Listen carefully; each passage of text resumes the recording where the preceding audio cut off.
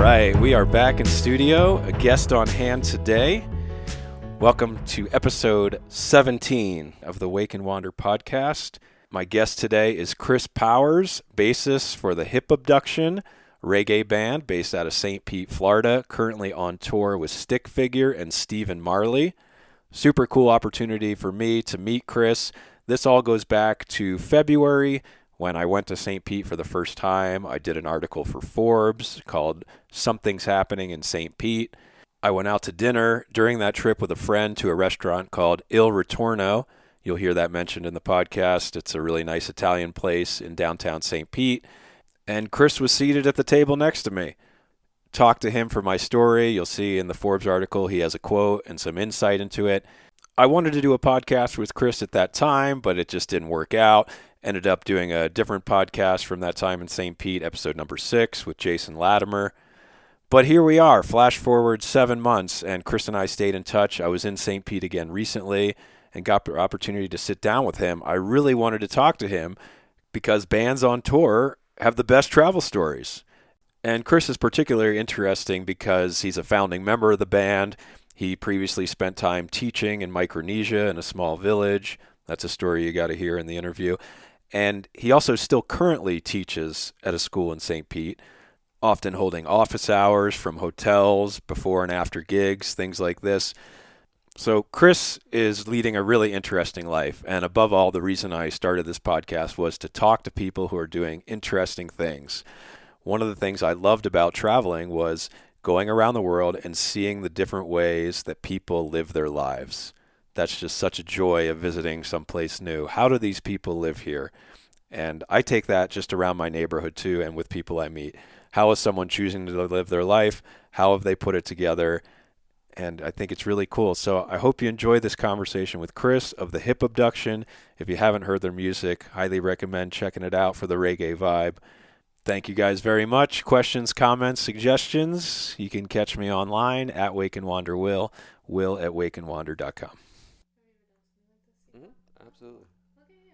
So I was just on another podcast with a former Bucks player and another music producer down in my neighborhood, and then we do stuff like this, all the time for the band. So that's really cool. I don't like being. Can you pull your mic up a little bit to your? There. Can you hear me now? I can hear you very well. Right. Can you hear me? You got the sidecar going. I like that. You are a pro. Yeah,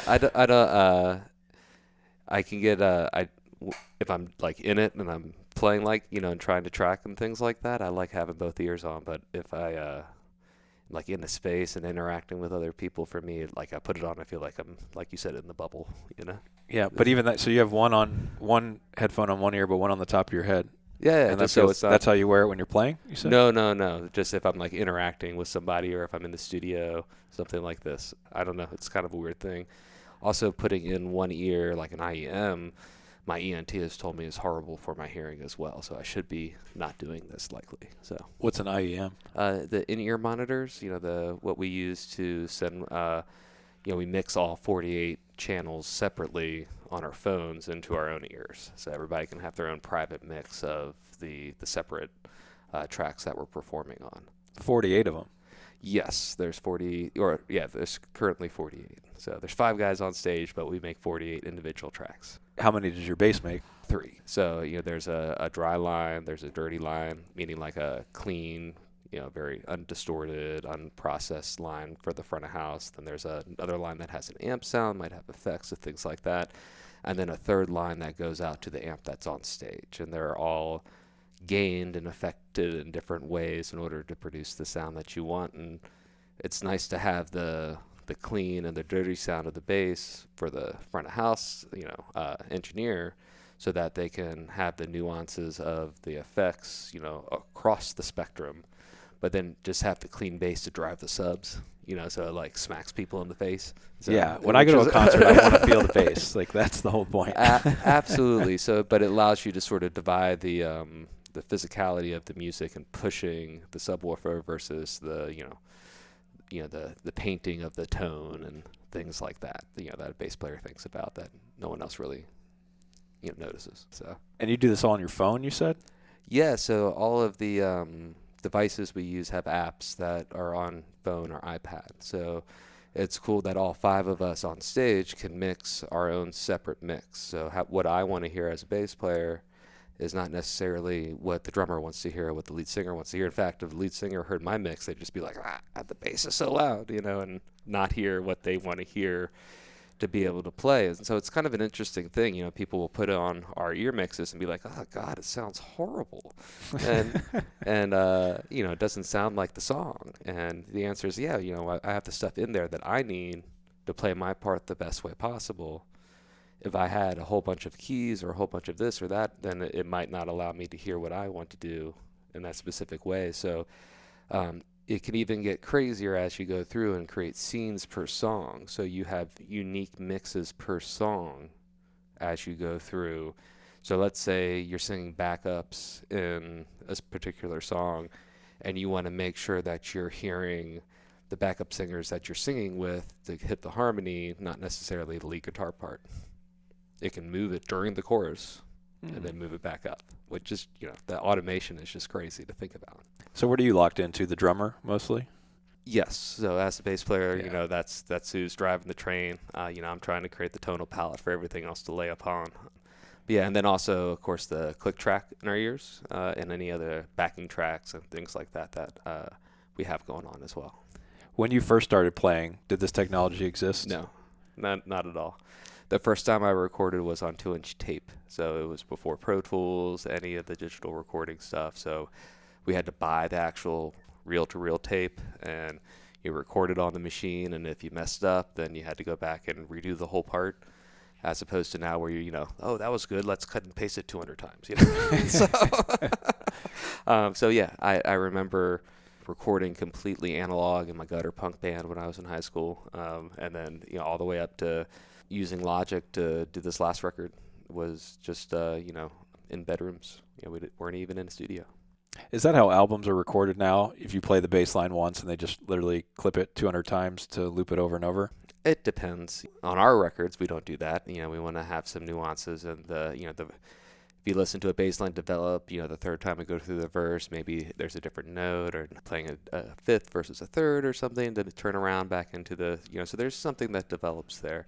But yeah, I would say like in a lot of electronic music, things like that, you'll find that there's a lot of cut and paste and then augmenting from the cut and paste. So like you might go to that thing and cut out a specific part in order to change it, add a different effect, something like that. So I still think people try to create variances, but how that's accomplished, cart, horse, cart, right? So. Yeah.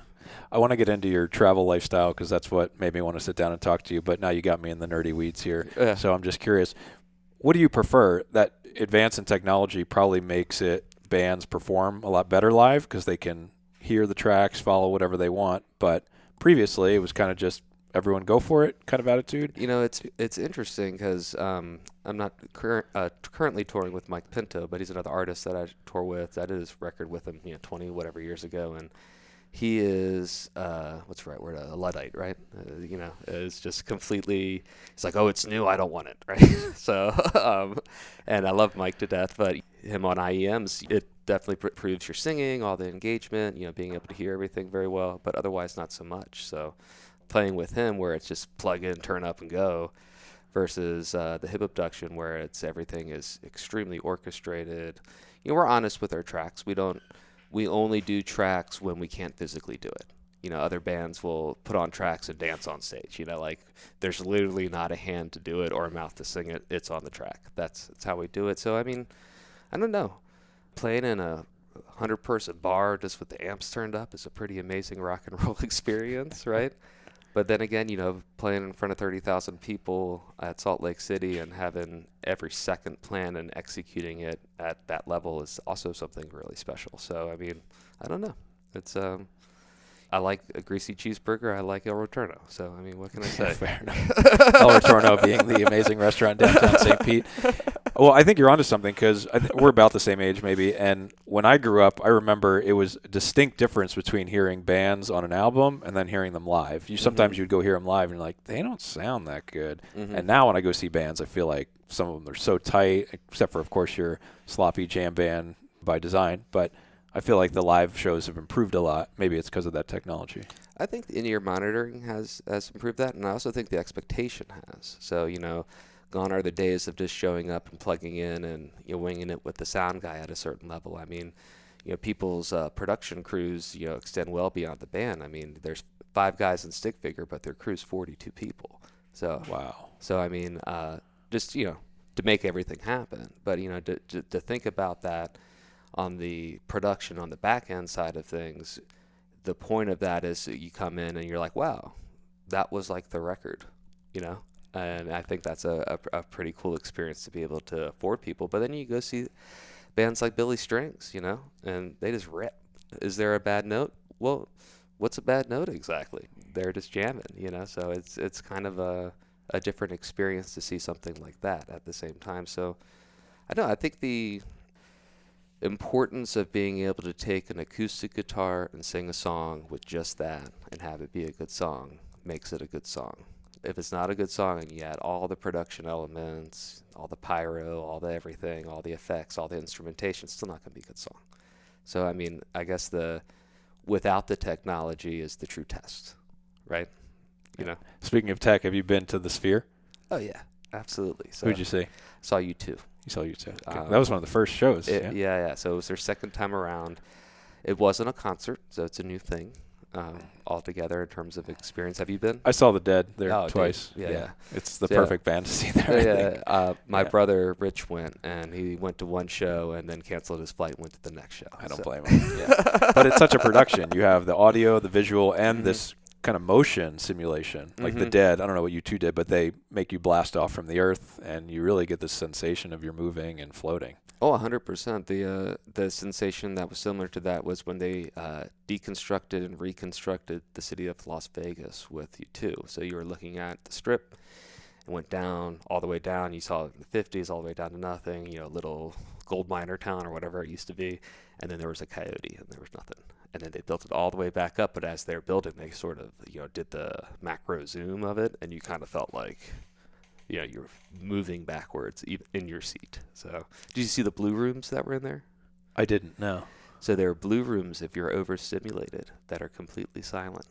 So if you start getting vertigo, start whatever. Oh, it's like a safe haven. Yes. Oh, I didn't see them, no. Oh, yeah, right? No. So, you're probably in it. So, but I thought that was very cool. And, I went over to the sound booth there and saw the console, saw the Digico stuff, recognized a lot of things, and then went over to the video part and did not recognize a single piece of technology that was there.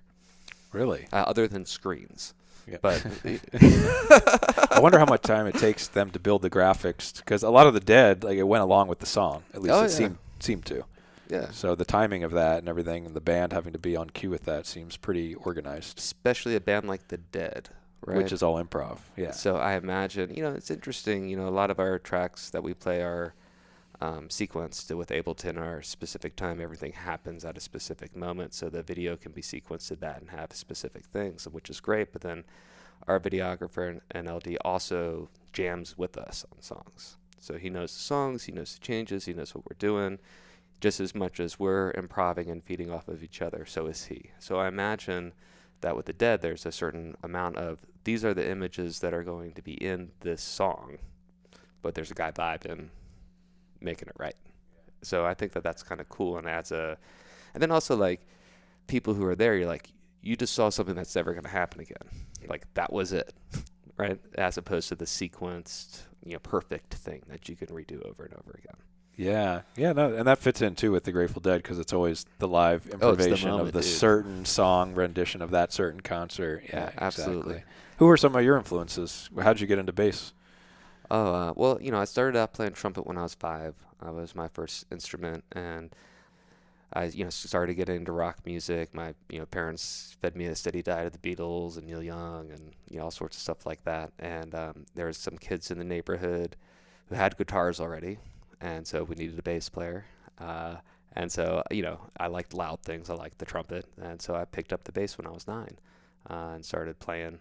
And, never really, I still play guitar and all sorts of other things, but it's just my favorite instrument. And then I remember seeing Flea from Red Hot Chili Peppers on some MTV night show, like a live thing, and watching him slap and perform on the bass. It was just like, I want to do that. And then I also remember seeing the Vandals and No Doubt play. That was also a very formative moment for me, seeing Tony Kanal play. And not Gwen Stefani. Gwen Stefani was absolutely amazing, right? And certainly as a 13, 14-year-old boy, watching her do push-ups on the stage was an amazing experience. The love rock and roll and all that stuff. But Tony Kanal, the bass player, no doubt's actually a really dope bass player, just in terms of serving the song, all that sort of thing. So that was cool to see that. I saw Green Day right before Dookie came out, and Mike Durant, that bass player, spit on me in the show. So that was really awesome. On purpose? Yeah. Well, I mean, he put like water in his mouth and spit on the crowd, but like some of it went on me, dude. So haven't watched the show yet. Yeah. So, but yeah, so, so those sorts of formative experiences of getting the bass, and then here I started, my sort of academic study music sort of lended towards jazz and things like that. So I studied jazz, played a little upright, stuff like that, and pursued that in college. So directed the jazz band, different things like that. I played a bunch of bands in college. So it was really not until I came back here after being in Micronesia and sort of reestablished myself and tried to, play music around town that all of a sudden, we were writing songs with the lead singer, David Dew, of the band, and like we had an album and people cared. It was kind of sort of not on purpose. And he's such an interesting guy to write with because he didn't really play or start writing or even think about doing music till after college, so until he was 25. So, it was fun for him to, he'll come and put together some chords and they'd be brilliant and wonderful. And, you're using this, you must have used the cycle of fifths, and were you listening to this song? And he's like, I don't even know what you're talking about, it's just these ones, so it was so cool to work with a raw talent like that. So having that sort of dichotomy of academic study music, but then also just realizing that good songwriting is good songwriting no matter where it comes from, was cool to experience. And so working with him, I've just been following him around for 18 years playing bass, so pretty much. Those are great memories, by the way, of going through that. Do you remember the moment you realized, like, oh, I'm good at bass? Oh, I'm not very good. Comparatively to other people, like, I'm definitely the worst musician in the band, without a doubt. So, come on, CPAP. No, for real, dude.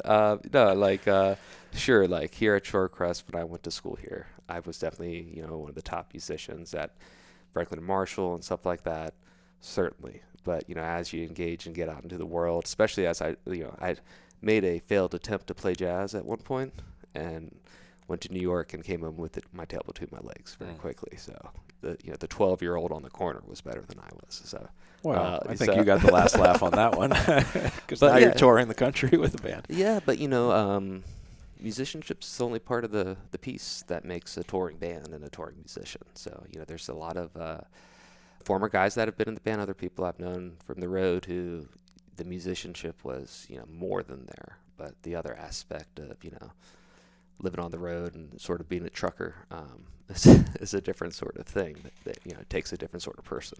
Yeah, tell me about that. You mean that the road wears people down and they just can't handle it? Absolutely. I mean, like my most beloved friends that I want to spend time with and love to death, I don't, even my family, I don't spend the amount of time that I spend with my band members. I mean, you can love the people all together, but living with 10 people in a bus is can be a lot. I think so, yeah. Sleeping at truck stops, you trying to get a shower when you can, all those sorts of things, having to advocate for yourself, to always trying to take care of yourself, oh my gosh, I could sleep for 40 minutes if I lay down now. I know that sounds crazy, but that's sometimes what the road requires of you. And also not having a thin skin. It's the road and playing music is way too hard to, be a dick. So it's definitely a lot of hurry up and wait, best laid plans go out the window, all that sort of things happen constantly. You just kind of have to roll with it. That's a true traveler's mentality. It's just like going to the airport.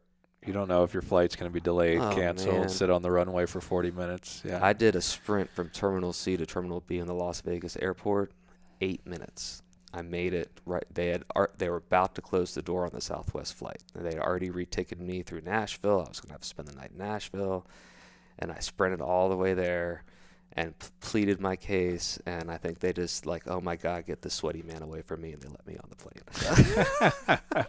Just look as disgusting as possible, and they'll get you out of there. All right, well, it's a good teaser for life on the road that we can return to, but I wanted to back up a little bit because just before we came on, you were telling us that you used to be a lawyer, and currently we're sitting at a school that you teach at, and you also went to school here. And I also asked you earlier how many lives are you living, and you said just one. But to me, it seems like you're living at least two.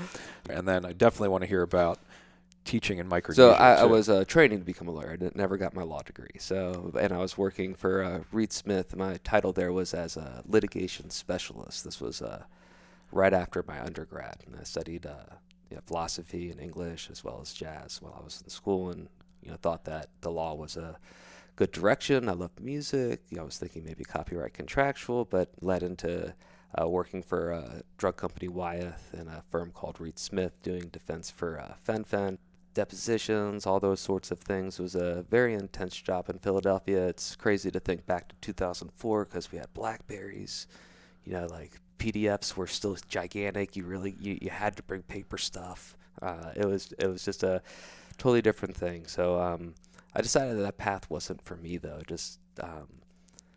I was the other lawyers that were around me were wonderful people, but just seeing people putting in 80 hours a week, 100 hours a week when you're in your late 20s, I mean, that just didn't seem like it was going to be me, especially if it wasn't, it was for a job. It wasn't like for your, the thing that you're making, your creation type thing. So for lots of reasons, I left Philadelphia and got a job working for Harvard University's World Teach out in the Federated States of Micronesia.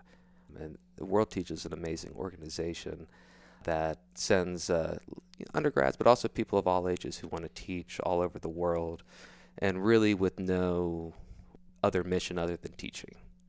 If you're working for Peace Corps or AmeriCorps or other things like that, there's, you're representing something there, right, other than just education, and which is fine with me. I think that's cool if that's what you want to do, but it was cool just to go and have people know that you're there to teach and work with kids, that there's no other agenda other than to help their kids. And when we were in Micronesia, it was interesting that so many people there could apply for federal grants, Pell Grants, other things like that, do FAFSA, just because it's like Puerto Rico, it's in a compact with the United States, and so people were trying to go to Hilo in Hawaii and stuff like that. So it was always fun trying to fill out the FAFSA with students and going through, okay, so what's your income?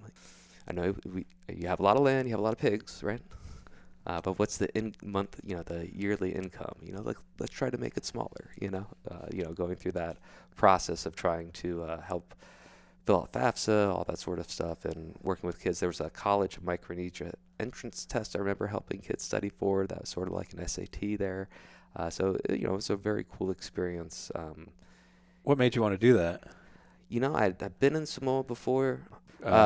During my junior year abroad, so okay. it was a really cool experience, and then wanting to go back, figuring out a way to go back and being that lifestyle, just sort of being away from it all and trying to figure out it's a good time to in your mid-20s to try to figure out what you want to do. I think so. Western Samoa is like Hawaii 100 years ago, I feel like, or 50 years ago minimum. Yes, so chill. I mean, very tropical, and a lot of the same language and cultures as Hawaii, just slightly different, but not as Americanized. Western Samoa. Yeah, absolutely. And it was fun to be there and experience Manu Samoa play the, what are they called? It's Manu Samoa and the Royal Tongans played rugby.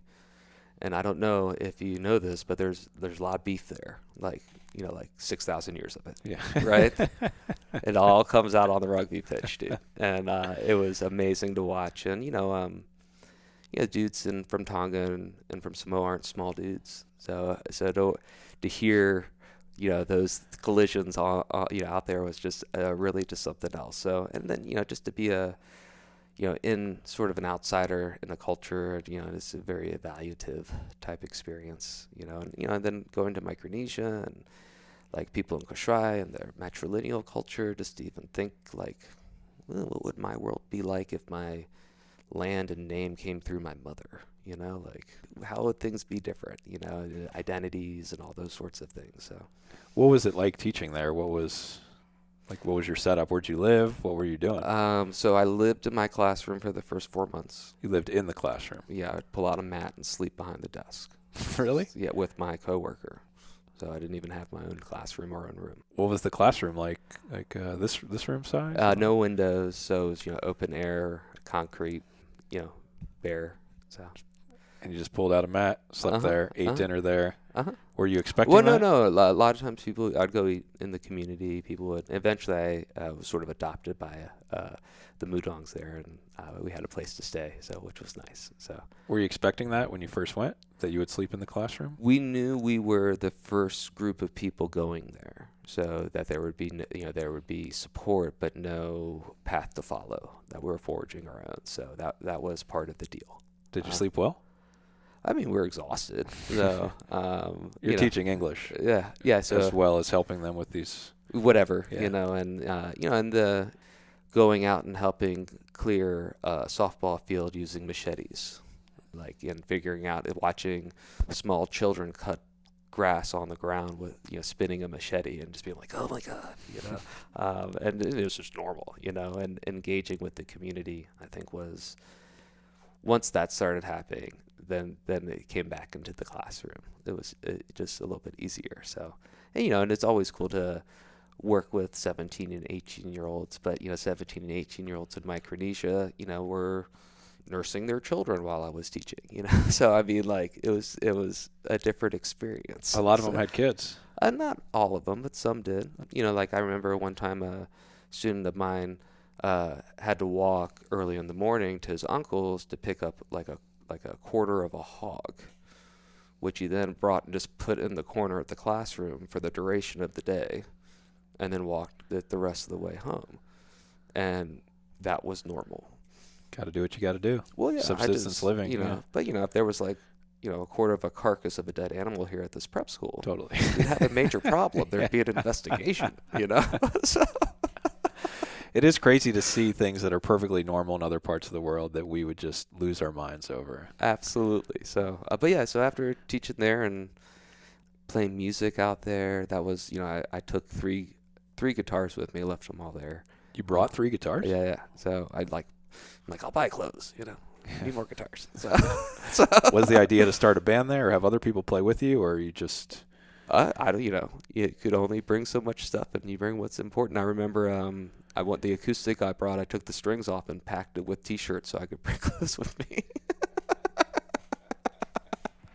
But yeah, so priorities. So, but it was fun. You play Three Little Birds anywhere. Everybody knows the words. So that was a great icebreaker for sure. It's the universal language. Yeah. Everybody knows Bob Marley. So when you left there, did you feel you were a totally different person than when you first got there? I did not plan to leave. The coworker I worked with, Liz, is still there, married to a local, has kids, all that stuff. And I actually got Cryptosporidium giardia and some bot flies all at the same time. I don't know if you guys know what that is exactly. Tell us about it. Giardia, also known as beaver fever here in the States, is a little microorganism that absolutely destroys your guts. It's a really horrible experience. Cryptosporidium, like that, comes from chicken feces. So I did hang out at a waterfall downstream from a chicken farm after a big rain unknowingly. And so I caught that. So having both of those made me extremely dehydrated and ill. And then we would do these trips out to islands when we had time off. And this was during the Easter break. We went and did 2 weeks on Ant Atoll, which was really cool because there was old bunkers that had like Japanese canned food from World War II and stuff in it. It's where the stories of the Japanese warriors still fighting until the 50s, not knowing that the war is over. This is where that is, right? Yeah. And so we would go out there and sleep outside, not necessarily, just wearing our bathing suits or whatever, and certainly got some bot flies, which, the mosquito bites you, the larvae gets inserted into your skin, and then this sort of segmented grub grows inside of you until it splits open a blister and breathes and defecates out the hole that it made in the side of you.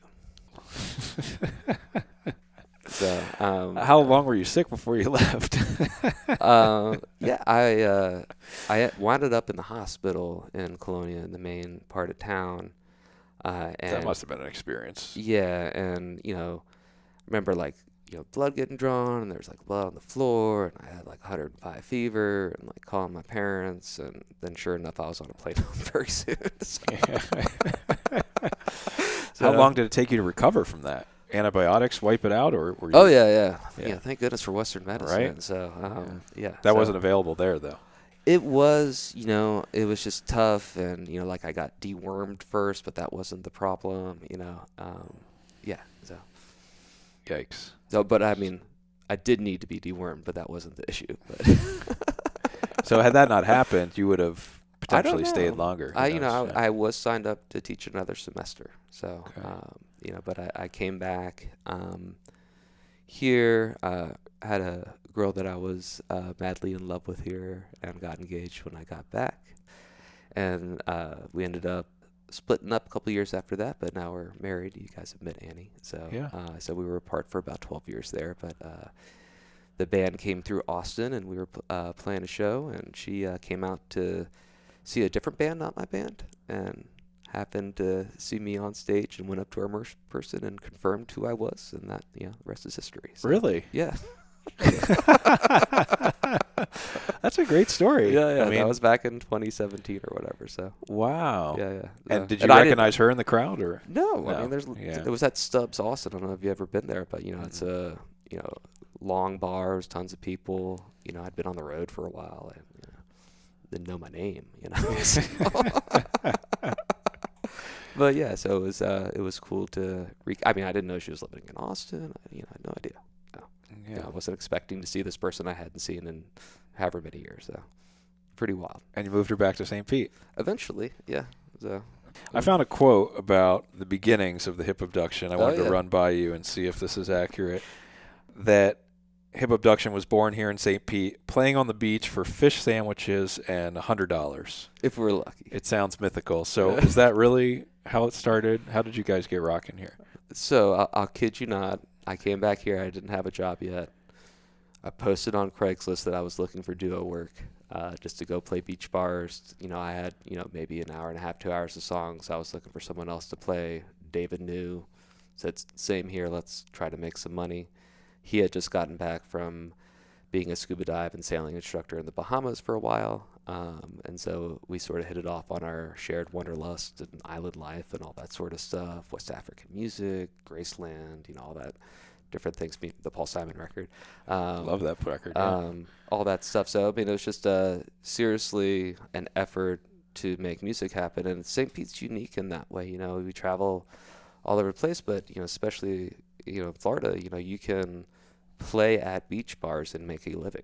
You can work 4 or 5 nights a week, maybe more, and do okay. Is that because there's a lot of drunks down here, or what? Yeah, it's probably that. There's lots of drunks, but there's also, that's part of the tourism and the industry here. So, people want to come and, hear Brown Eyed Girl and, drink a rum and Coke and look at the sunset, I don't know. It's like Jimmy Buffett made a living off that, I think, right? Dang straight, I definitely covered Son of a Sailor back in the day. Got to. It was part of the deal. But, I mean, without St. Pete having, all the different bars and different places to play and people giving us residencies, we wouldn't have, spent those formative couple years, literally playing together and developing the sound that happened, and the sound that sort of coalesced finally, I think, with the Hip Abduction, and what it finally became, I think, the Seafarer record was that, the one that came out just right after the pandemic that we all wrote separately. And David News, our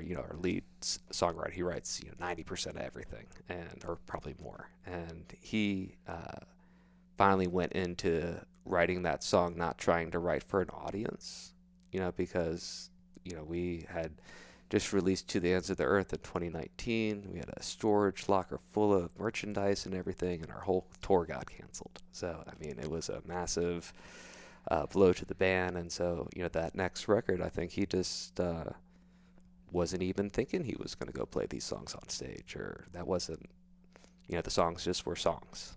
And so I think that's seeing that happen from, all the way back from 2007 all the way up to 2021, that path, and then just trying to, keep trying to hold on to that has been interesting. The Stargazer record, I think, was accomplished that. We're writing a new record right now, so we're like in that sort of creative mode.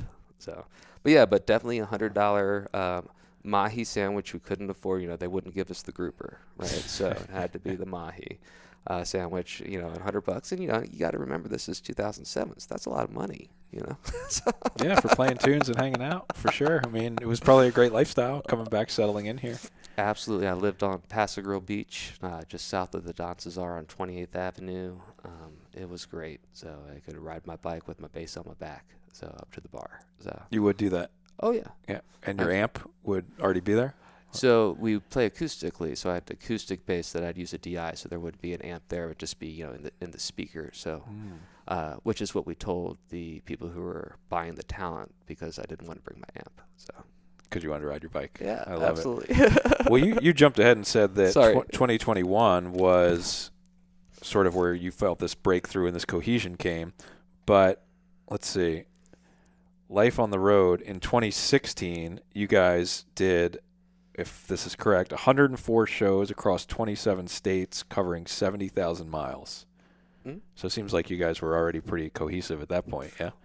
Yeah, I mean, in terms of, the two other guys that are in the band, Justino and Cody, weren't in the band yet. So those, that time was definitely like a wild time on the road and everything.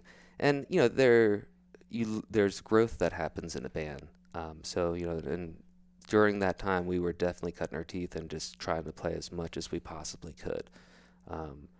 And so I do think that we learned a lot in terms of like the production and like trying to make a band happen.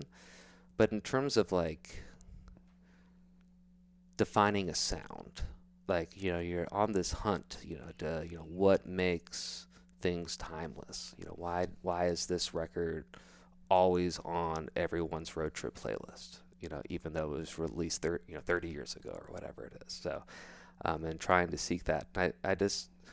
I feel like the Seafarer record, when you listen to a song off that record, it's the Hip Abduction. You can listen to 10 seconds and it's just the sounds, the vibe is just there. And, just trying to get that lightning in a bottle is, what we've been continuing trying to chase after. And, then also to see the response of, Pacific Coast Highway has been, it's 1.5 million plays on Spotify a month. It's crazy, and it's a 4-chord song. It's like one of the, but, the melody is just there. So, I mean, it's so interesting. Like I remember working on Before We Lose Our Mind, which is the opening track to Gold Under the Glow. We worked on that song for 22 months.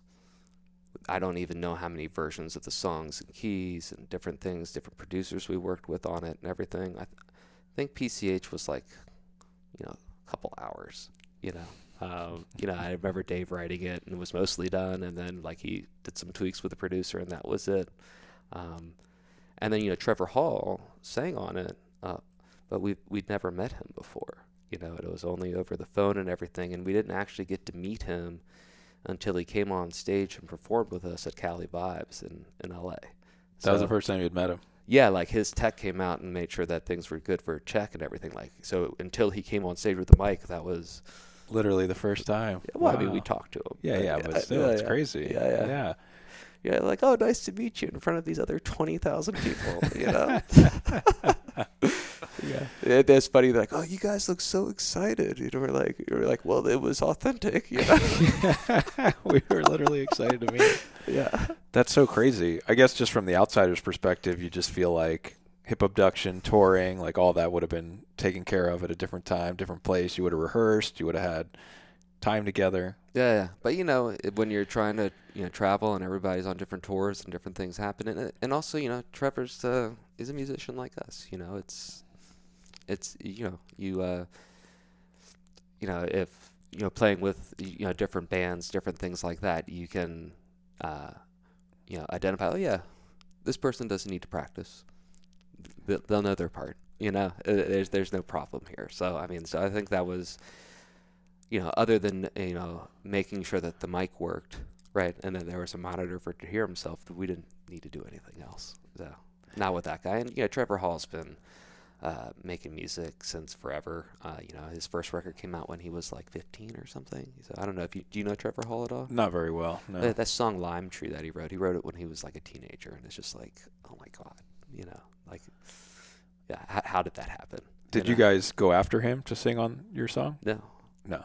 That was just connected through our record label, through Ineffable Records. Okay. So it's funny how, and that's part of why you're with a label is, if there's other sister bands on your label, there's a mutual interest to work together because there's less, hands in people's pockets and everything. And then also, if you're on the same label and there's a connection with your producer or the label executives that you're working with, and they are also connected with the other artists, chances are you are also going to connect with that other artist. So I think that's really, really positive. I don't know if you know about Ineffable Records, but they are absolutely an amazing powerhouse that's behind Stick Figure and a lot of the modern American reggae music that people listen to. And so it's very cool to go to their headquarters out in Oakland, California. It's in Green Day's old studio where they recorded Nimrod and everything. It's really unbelievable. And the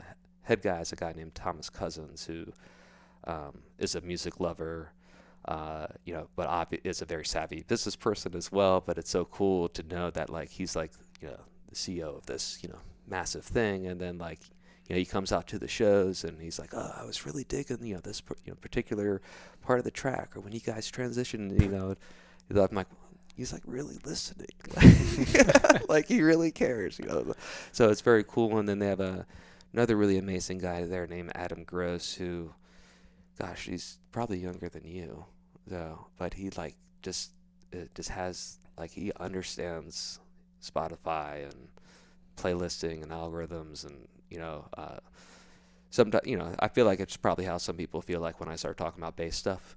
He starts talking about it, I'm like, okay, those are English words. Didn't know they went together, So.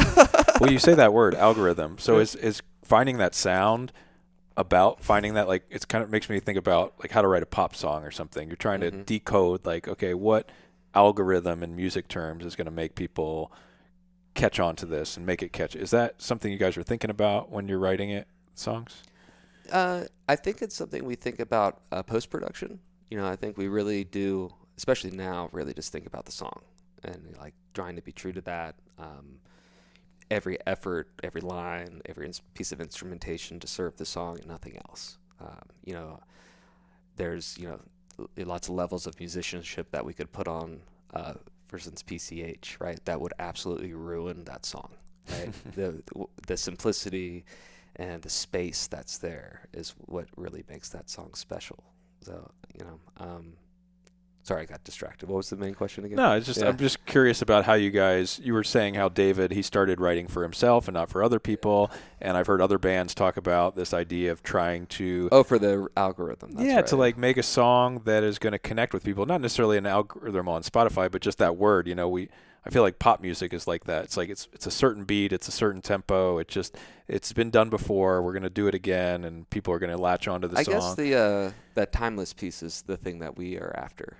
Whether it's Graceland or if you put on Abbey Road or whatever whatever timeless piece of music that you have, what is unique about the Van Morrison song, and why is that such a timeless piece, Into the Mystic, right? And then you can go and listen to Roxanne from the Police, very different songs, but there's still some same sort of timeless element there. What is it, right? And it's not necessarily in any of the instrumentation or any of the words or anything like that, but maybe a feeling you get.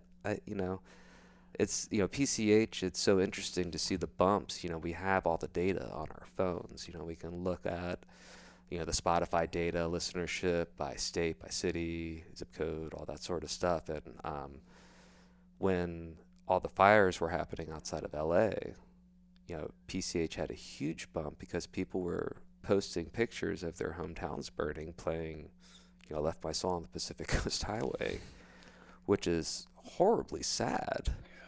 But then you see, I don't know, is that a healing element for them? I don't, but it was just, it's crazy to see what drives, plays.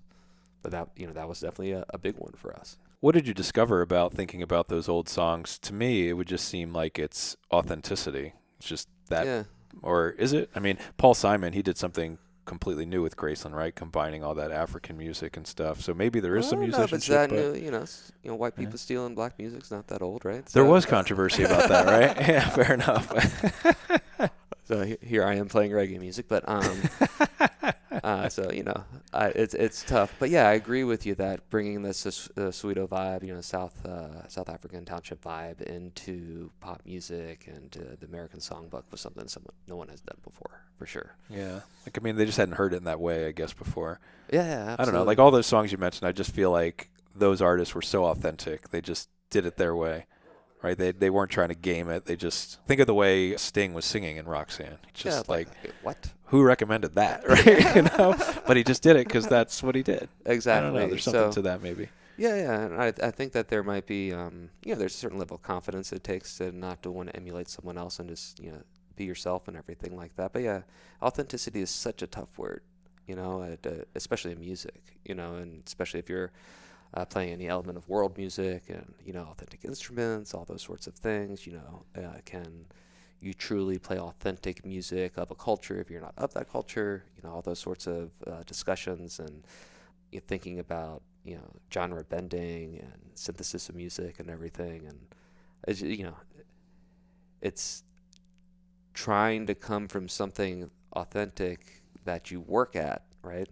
Yeah. It seems sort of counterintuitive. You'd expect something authentic just to fall out of your pocket, right? Right. And we all edit things, right? Yeah. It's right? authentic, but we've workshopped it a bit. Yeah. So it's interesting to think about, that authenticity, but I think who you're writing for lends itself to the authenticity. So if you start writing for yourself, that's going to lead to something that's more reflective than it is, outward looking.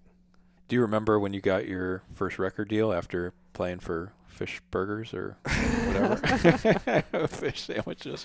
So really our first actual record deal wasn't until Seafair, so until 2021. So, we were completely independent up until then. We didn't have a label.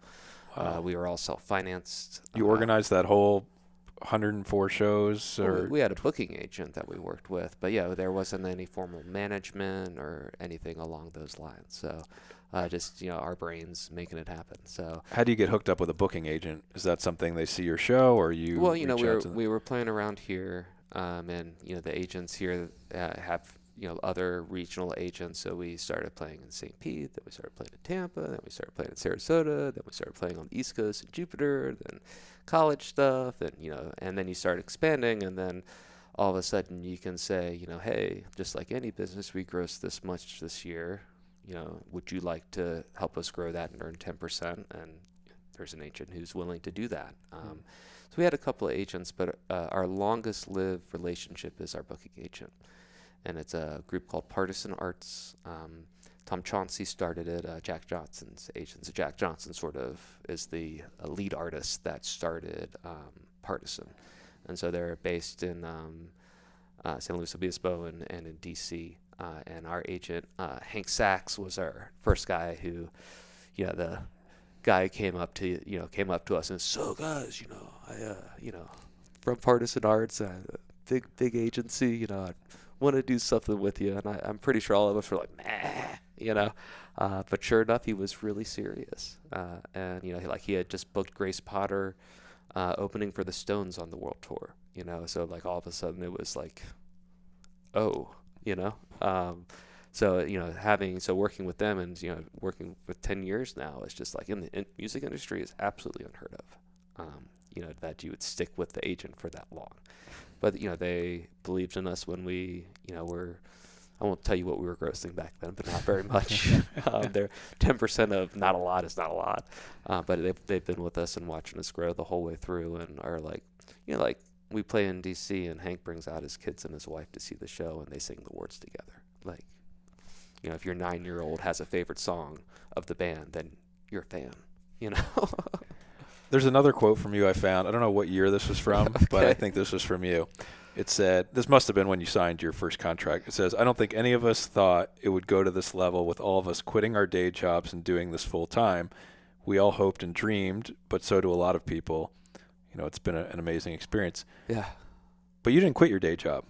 We're sitting I did in the school right now, right? I know. So I'm so curious about this part of your life, man. Like, because we've been talking the last couple of months from when we first met in February, and one day you're on the road in California playing a show. The next you're doing like an online course from the lobby of the show up at the Stone Pony, and now we're here sitting in St. Pete in your school that you teach at. So please explain to me how you do this and what's happening with your life. I find it so interesting.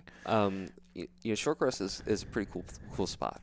I've worked here a long time, so I definitely am biased and everything, but was a full-time teaching English here and college counselor, so I was helping students get into college, applications, all that sort of stuff. And I think that quote's from right around 2013 when the Blue album debuted at number 2 on the Billboard charts under reggae, only behind Bob Marley's Legend, right? So, I mean, like, good company. Independent band. We released it with no label, and, we're on Billboard charts. So it's just absolutely crazy to see that. Is that with Kalapani on it? No. Oh, yeah, that has Kalapani is on the Blue record. Yeah, track That's a 11. good jam. Yeah, I like absolutely. that one. So Night TD's also a really good one too. So that's all Pat Klemowicz, former Ghanaian guitar player here in St. Pete. When around that same time we parted ways because he's a allergist. He has a full-time practice here in St. Pete and family practice and everything, and that's his passion. And be like, yo, can you just like tell your patients you're going to be gone for 4 months? Doesn't work. It doesn't work exactly. So, but yeah, that was definitely a lot of his influence and those traditional instruments and everything. But yeah, I was working here full time, and I came here to the bosses and said, something I'm seeing on the horizon and that's already sort of happening is online learning. I know that it's not quite here yet, but I had kids who were on medical leave or students who wanted to take an advanced course that we didn't offer here, so we'd find it at Johns Hopkins or at another online provider as their college counselor trying to help them get into advanced colleges. And I said, well, why don't we try to do this? How little will you pay me and let me have health insurance and go tour, right? That's a good way to ask. Because I'm willing to be flexible. I still have the best health insurance in the band for sure. So, but yeah. So this was 2013. Yeah, 2013. So I asked that question and we worked it all out. So it was mutually beneficial to everybody. I could still tour, but also help students here at Shorecrest pursue online learning. And it's cool to be in the position to say, my job has flexibility, so I can go out and do these amazing things I want to do. Why don't your job as a student have some flexibility so you can pursue cello or golf or swimming or whatever it is that you want to take to the next level that you have the opportunity to do here. So it was cool to, once as a teacher, be able to say, do as I do, right? As opposed to the other thing we normally say. So. It's such a cool example to set. In fact, one of your former students, I won't say who, told me that one day you came into class and you're like, hey, you won't believe what just happened to me. I was just on a Skype with Modest Yahoo or something like this. So you were actively building your career in your band in front of these kids. I mean, they must think you're 100% pretty cool. Yeah. And still to this day, students were out at the Stick Figure show, freshmen here, and it's just interesting now that they're out with their parents, right, who have been fans of the band for a long time, and they've been growing up listening to my music. I won't say any student names, but a student here told me, I don't remember not listening to the Hip Abduction, which is just crazy. That's so cool. Like your whole life, I've been a soundtrack, it's just kind of crazy to think about. So what's your actual life? So I guess summer you're off, right? So summer I'm off. I still have a handful of kids that are in online classes over the summer. So I'm still working with them, trying to get them through their courses. I'm sort of like an administrator / academic counselor to them. So that there's some feedback. A lot of times, teachers will write in teacher ease, right? and there won't be a opportunity for that to be explained in a nuanced manner to the student, right? Especially an online course, and so sometimes things can be misconstrued or other things like that. And so it's fun for me to try to help a student gain some independence and some perspective and interpret comments and how to engage an adult in a meaningful way that's not face to face, especially if they're going to go off to, like UF or something. They're going to be in online classes. Like it's going to happen. So, seeing that happen, and, there was probably maybe 20 kids that were taking online classes in the beginning. This year we're going to have close to 50. So, I mean, it's moved back and forth as the needs of the school. But it's, only become, like last year we had about 50. We had 7 different providers of different online classes from different places, everything from Italian to Russian to neuroscience, multivariable calculus. I mean, all over the place. That's pretty cool. Yeah. So, it's fun to be here and have a parent come in and say, well, we want to do that. And the answer is like, okay, let's find it. You're like, I dare you. Let's find something. So sometimes they stump me. A student asked for Serbian. I could not find an accredited institution in the United States to teach Serbian to high schoolers. But I tried. So, I really tried. I called, tried to make it happen. It did not. So, but so sometimes I'm stumped, but usually not. So. But how do you manage this when you're doing 101 shows throughout? Like, take us through a typical day when you're on the road during the school year. You're literally doing it? I try to fly home for Monday, Tuesday, and connect with kids on campus, see my wife, do normal human stuff. Life on the road's really tough. If you can get 48 hours at home, even if some of it's in a plane getting home, it's so worth it, just to sort of reset a little bit. But when I'm on the West Coast and I can't get home on a Monday or Tuesday, and the time difference is killing me, that means I am in the Marriott lobby 4:30, 5 in the morning, having office hours after getting in at like 2 in the morning from the show, if I'm lucky, and talking with students about their coursework, different things like that, and trying to, be engaged in everything before I go back to sleep, and then go get back on the bus. So, it's definitely, those times are really challenging, but talk with the students, prepare them for those times when you're going to be gone, and have them understand that I'm going to have these office hours that I'd like you to come meet me and talk about your coursework or whatever's going on or whatever we email about. I don't know. They kind of feel like they're on tour too. Right. I mean, it's kind of cool. Like they give you the slack because they're like, yes. Yeah. Like, and sometimes, we, there'll be an occasional, quick video sent congratulating somebody on a test grade, but, it just happens to be in front of, a couple thousand people on a stage or something. Love that. Yeah. So. Love that. And you also teach the history of ideas? Not anymore. I, if they asked me to today, I would start yesterday. So, but yeah, it's my favorite course that I taught here for a long time. It's a philosophy course. It's what I majored in college. I think it lends itself to songwriting and things like that as well. But just, from pre-Socratic philosophy all the way up to modern philosophy, survey course. There's a big essay paper on a Jack Johnson song, on Plato's Allegory of the Cave and Brushfire Fairy Tales. So, keep it modern if we can. So, any life philosophies you abide by? Is it John Lennon that said, life is what happens while you're busy making plans? That's been my big one, looking back currently, there's all these amazing experiences and places, and especially on this last stick tour, I made sure to take time to smell the roses a little bit. So, because, I play the music, but I also, run the business, do all the production, advancing, all the aspects of the planning of the tour and everything. So you can be, once I'm on stage and the show starts, it's easy to be like, oh, my job's done, right? I know how to do this. All the other stuff is, that was me with my fingers playing the bass. You guys can't see me.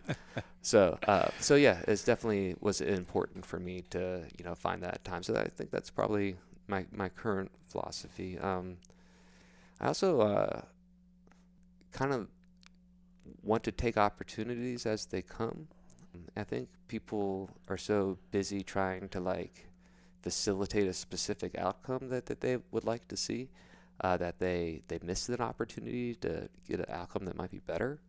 So it's kind of hard to see things like that, because you got to lose control a little bit. And when you're thinking about your art and music and everything, control can be everything. So, it's definitely that life philosophy of sort of like, oh, it seems like we're moving in this direction. I'm not going to fight it, even though that's not where we thought we were going, but let's see what happens, and whether that's songwriting or a tour or 3 a.m. in San Diego. I mean, all those things. Travel. It's a great travel advice. Yeah, people get so focused on one thing or one outcome, they miss the things along the way.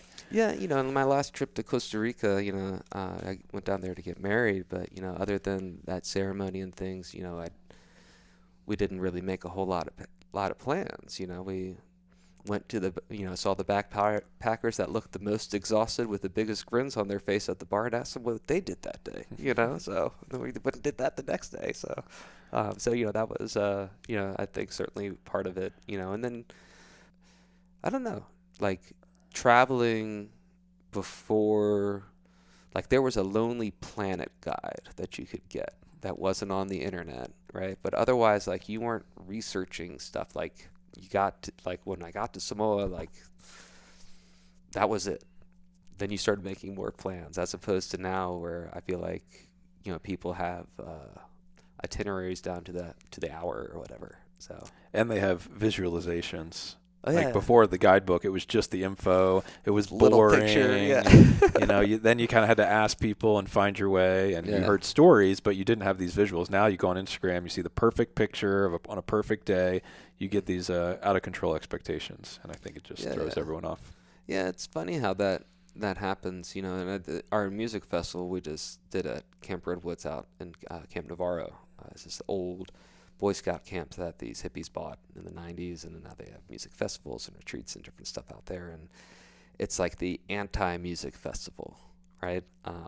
There's no gates around the stages. The artists are camping with the fans. Like it's not like any other. It's like not Reggae Rise Up, right? It's like summer camp, but there just happens to be concerts, right? There's archery, rope swing, like all that sort of stuff. And it's so crazy to watch people show up with their expectations. It's a music festival. They got to get in, blah, blah, blah, blah, blah. And they get there and they realize, well, there could be 10,000 people here, but they've capped it at 1,000. So it's just such an amazing experience to see people like so wound up, getting to the fest.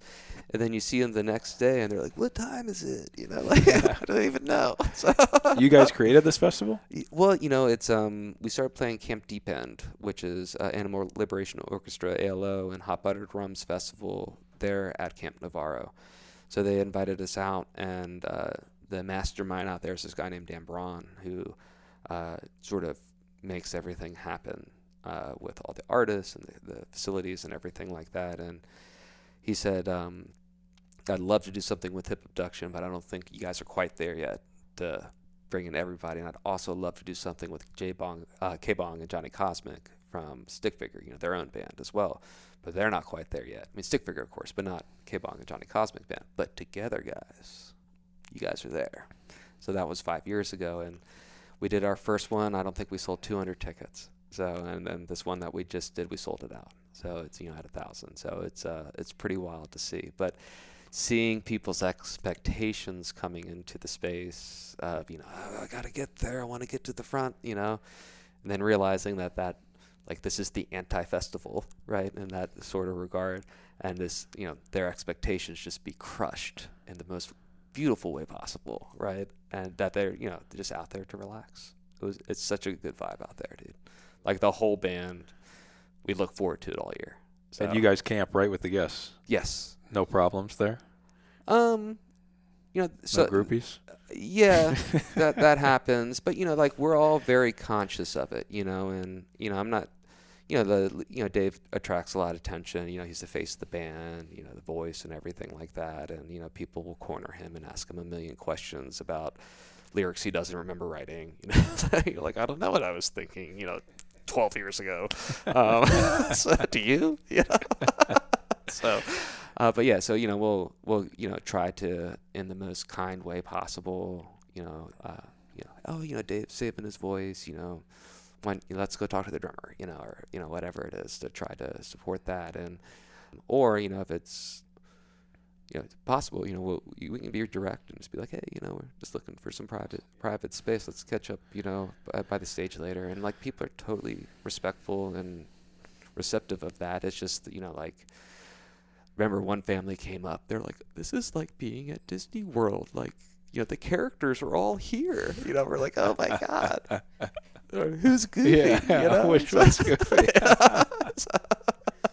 But yeah, so it was cool to see that, and also to have people come up and tell stories, sometimes inappropriate about conceiving children to our music, all sorts of different things like that, You never know the impact you're having on someone, right? You don't, in their lives, like where they're listening to your music and what's happening. Exactly. I know we're running out of time, but just a dude. few more questions if that's. You got time? Oh yeah, I don't have any place to be, man. I went to your show in Tampa in July, which was awesome. Homecoming show for you. I read somewhere that you said that you go on the road on tour, but when you come back, it's your wildest shows. Do you still find that true? We have a lot of home bases now. St. Pete is definitely, our main home, and watch how wild everything goes. But I mean, Denver's absolutely crazy when we play there. Asheville's absolutely crazy. Last time we played Milwaukee, there was a bunch of kids cutting school waiting behind the venue at noon for us to get there. I mean, like, it's wild to see these sorts of things happening everywhere else. But, like, when you come back to St. Pete and you've gone and practiced and created, the show everywhere else, playing in front of your other musician friends, family, all that sort of stuff is, a different level. But yeah, in terms of the wildness of the crowd, I think they tame them a little bit at the amphitheater. Back in the day when we used to play Ringside Cafe here on 4th Street, which is not even there anymore. I mean, I remember us having to take a break because it was so hot and people were passing out. Like, before we could come, like, we weren't ready for our set break, but the crowd was. Yeah. So, that sort of experience was always special. So, I mean. And also, I mean, just the diehard fans that know all the words up front and everything, that's always, deeper in St. Pete, And I imagine the smaller, like, amphitheater settings, it's cool because there's so many people there, but you're not right up there like you are in the small, like in Janus, for example, where it's just all packed in there. So we're playing a really small venue out in Indio in California in October called Pappy and Harriet's. Okay. Where's that? It's, east of LA in the desert. In the middle of nowhere, 350-person cap. It's already sold out. But that's where Green Day did their private show during Coachella. So, like, it has, like, this old, nostalgic vibe. And, it's a rock club, man. And so, you get 300 people into this place, and that vibe and everything. I mean, that is, as exhilarating as the 10,000 people at Red Rocks and everything. The view's not as good. But that it's just, a different thing like we were talking about, or Torno or Greasy Cheeseburger. Both have their perfect place. So love that. Yeah. You got to play with Stephen Marley, or you played alongside him. Yeah, we were on tour for 6 weeks together, and it's at first, they were tough Jamaican dudes, and everything. But we, started talking with Squidly, the drummer, a little bit about music, and he has like this theory about 1984 being the best year for music, and talking about all these great records that came out during that time, connecting over that. And everybody was so kind, but it wasn't until Tampa, where Matt Pointer, our drummer, brought out his wife and his 2 little boys, that Stephen Marley just, like, lit up. So he saw the kids. Stephen Marley himself is my age. He's 44 and has 18 children. Loves 18? Yes, loves kids. And so, they were super kind to us. But once he saw the kids, they were on the bus getting photos and snacks. And, it was, so, I mean, he's just such a family dude. And, like, so it was cool to see, like, all it took was a 6-year-old smiling at him before, it got the invitation on the bus. So it was very cool to see that. Of course, Matt and Ashley and his boys have pictures with Stephen Marley on the bus. Also, another fun, our lead guitarist, Justino, is into WWE. So, I mean, I might be saying it lightly. He likes wrestling a lot, right? And so when we played Red Rocks, he had shipped in a championship belt, a full-size, engraved, wasn't real gold, but looked like it to put on after we played Red Rocks. And so afterwards, he saw Stephen Marley, and he went up to him, and he's like, dude, you got to wear it. And so sure enough, we have, Stephen Marley with the championship belt with Justino picture. That was super solid. So, it was, it's Bob Marley's son, man. It's amazing.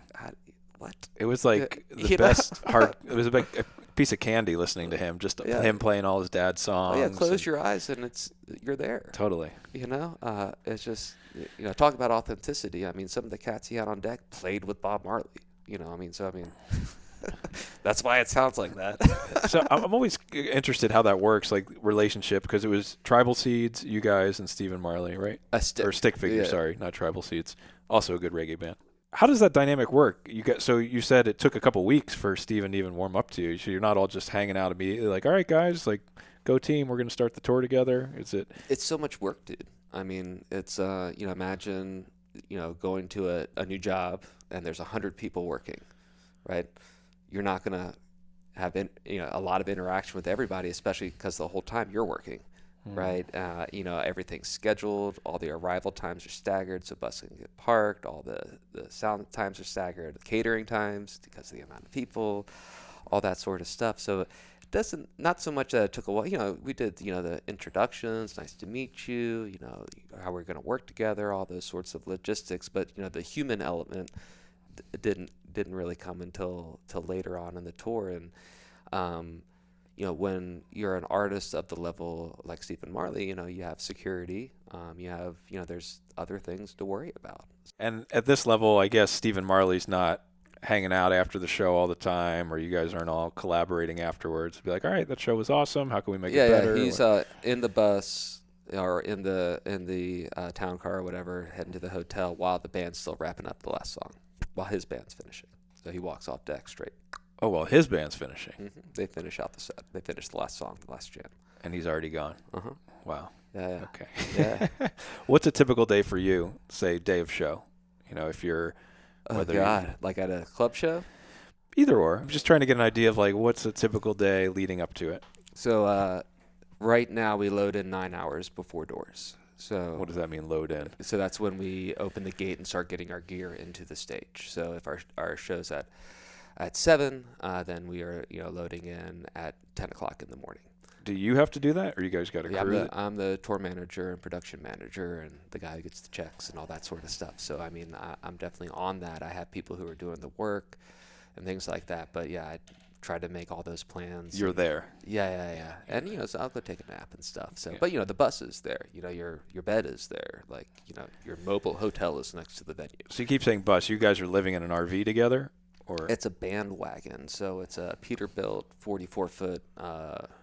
Box truck sort of that has 10 bunks in the back, little kitchen, shower, bathroom, stuff like that, lounge area, TV. We have Super Nintendo, Mario Kart. So do you have pictures? I can pull one up. Show me later, or if you got it now, if you have it. I'd have to go on their website. Yeah. Show me later. But yeah, it's cool, man. It's very Spartan. You could hose it out, which is perfect for a band. So it's not like a comfortable luxury RV. It's more of utility, it sounds like, if you're hosing it out. Yeah, 100%. So you're the bunks are comfortable, but if you turn over the wrong way, you're hitting your shoulder on the top. So the driver hits a big bump, you might hit the roof. So but having your own space and your own place to sleep at any point, because we load in at 10. We usually do lights till about 1. Do all that sort of production if there's video walls, stuff like that, sequencing. And then we move into audio. After we bring our own sound consoles, everything. Our gear is, according to the CAT scales, it's about 9,000 pounds of stuff, not with merchandise. And so we have to get all that in and out every day. And so then we build that, and then we usually have about 2 hours of sound and tech, and then we move to sound check. And then sound check will usually end at 5, so that the openers can check from 5 to 6, and then we do our VIP from 6 to 6:45, where we have a fake campfire. We try to make a fake Redwoods vibe, and get acoustic guitars out and have the VIP come, and we sing and sign stuff. And like, I don't know if you've been to VIP stuff where the people are sitting behind tables and it's all weird and everything. Like, we try not to do that. So it's just a chill thing on the floor of the concert hall. And then doors are at 7. Usually go on at 9:15, play for an hour and a half, and then another 3 hours of loadout. Maybe 1 o'clock out the door, and then we got to drive to the next town and do it all over again. So when you said you were up till 2 earlier, that wasn't drinking and partying. You mean you were just like offloading? You're literally working, out cleaning up after the show and all that. Yeah. Wow. So, yeah, absolutely. So I mean, we are partying at the same time. I don't want you to think that that's not happening. And we take breaks, Jeez. Of course, yeah. But well, it's always the joke, you show up sober and on time at a venue and everybody asks you what's wrong. And they're serious. You're not quite a musician at that point. Yeah, right. Like, you guys are on time. Yeah. Everybody looks clear-eyed. You guys okay? Now, is your whole band doing this cohesively? You're all in this together, or is it kind of broken up by night? You guys take turns? Well, there's 5 guys on stage, and then there's 6 crew. So that crew is what majority is doing that production work. And then when we get to places, we also hire hands for load in and loads out. So there'd be 2 or 4 other people there to help make that happen as well. So, Cool. So there's plenty of people to make things happen. But, like if we're playing a venue that Bernie's Beach Bar in New Hampshire, it's beautiful. You play right on the beach, on the 4th story without an elevator. So you make sure you got 4 guys there, and they got these New Hampshire guys that come in, and I'm like carrying this huge thing with both hands trying to get in. He was like, comes with one arm and is like, oh, this is lighter than a hay bale, So it's just like completely make you, look weak as heck. And they just take right up the steps though, no problem. So. And this bus, where does it parks venue to venue? Is that where you go? Yeah. So the venue's it's 68 feet with the tailgate down and the trailer in the back. So, we have to deal with permitting in different cities, different things like that. Sometimes the permitting is more expensive than the ticket. So you figure out those places and just be like, yeah, sure, give us a ticket, And the permit was, $400. Give us the $120 ticket. Sure, Even at the venues, you need a permit? Yeah, to park on a public street. Oh, I guess if it's a small venue, I see. So, or even if it's a lot of these big theaters that hold 2,000 people are in a downtown area, you have a permit for Janus. You have to get a city permit. They have to bag the meters, all that sort of stuff. Oh my God. Yeah. So, and then if you're doing that on 17 shows across the country, and dealing with 17 different cities and 17 different ways that they do it, it's it's a lot. And what do you do when you go to California? Do you drive all the way out there from St. Pete? Well, we used to. I fly now. Yeah. The crew drives. So the crew drives. Yeah. And the bandwagon is based in Indianapolis or Terre Haute outside of Indianapolis. So we drive our trailer and vehicle up there, get the bandwagon, it goes to wherever it needs to go, and then everybody else flies in. Okay. So our tour manager and our driver are 2 amazing guys. They are retired California firemen. 30 years together, working together. And now they drive for bands and work for bands in their retirement, quotes around retirement, but they're having fun. And it's always fun to think, like, these guys literally drove fire trucks to fires, right? To, save people's lives, right? They can get us where we need to go, So, and they're absolutely fantastic guys, You can tell that 30 years of brotherhood and camaraderie that they have just, lends itself right to working in a band for sure. Wow. I guess I didn't realize how much work that was. You just think of a band on tour that it's all figured out for them, and they're just walk on stage when it's ready, walk off when it's done, and it's not quite the... Well, if we hired 2 other people, then the 5 of us in the band could probably do that. But back to control again, and wanting things to come out the right way. Thinking about that end result of the concert, the person walking out and being like, that was just like the record, or I've never seen a show like that. Let me go buy all their albums, stuff like that. That happens. That seems to be,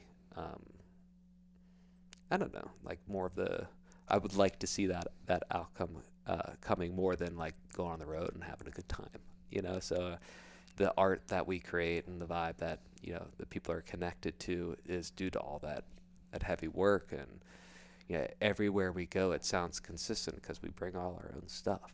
The new console, we just bought this Allen and Heath Advantage console, moved us from 48K up to 96K. So, I mean, the actual fidelity, the sound is a wider range of sound is being created, and going back and, hearing stuff that was on the old stuff versus this new stuff, like you can hear a difference, and is it worth all those extra hours? Yeah, absolutely. When we start a tour, like this last run we did, we either rent a venue or a rehearsal space, and we'll do 1 or 2 days. For the Redwood show, we played like 4 hours of music, no repeats that weekend, right? And so we had a rehearsal at a venue in Chico, California before that.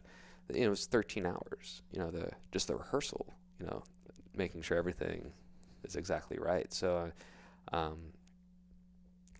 going in and wanting to put in the work and work the 16-hour days to make the perfect show is like what it's all about for me. And so it would be hard, I think, to hand it off to a production manager and expect the same reward. Maybe there would be the same outcome. It'd still be an amazing show, but the reward of creating it is pretty amazing. To have been playing here in St. Pete in front of 20 people and then go to Salt Lake City and play in front of 32,000. It's just nuts. So, what's it like in the hour before you go on? What are you guys doing? It's the worst. It's the worst. The worst? Yeah. So it's like the time goes backwards, or you're like, man, it was 15 minutes ago. So everybody has their own, people do like calisthenics to get warmed up, different stuff like that. Whatever you can to try to get your mind off of, it's 8 minutes. Oh no. So, and then of course we have a track that runs when we go on stage. There's music playing when we go on stage, and before that there's a countdown that's in your monitors that we can hear. That once we hear the initial click and the countdown start, then you're like, okay, everything's happening. All the lights start moving, the sound comes on, so then you're on. So. Well, some people do calisthenics. What do you do? What's your vibe? What's your routine? I like to stretch. The playing bass is very physical, so like making sure my forearms and my fingers are stretched. And I also we do the Teenage Mutant Ninja Turtle hands and do high fives. Like this? Yeah, like this. Yeah, like that.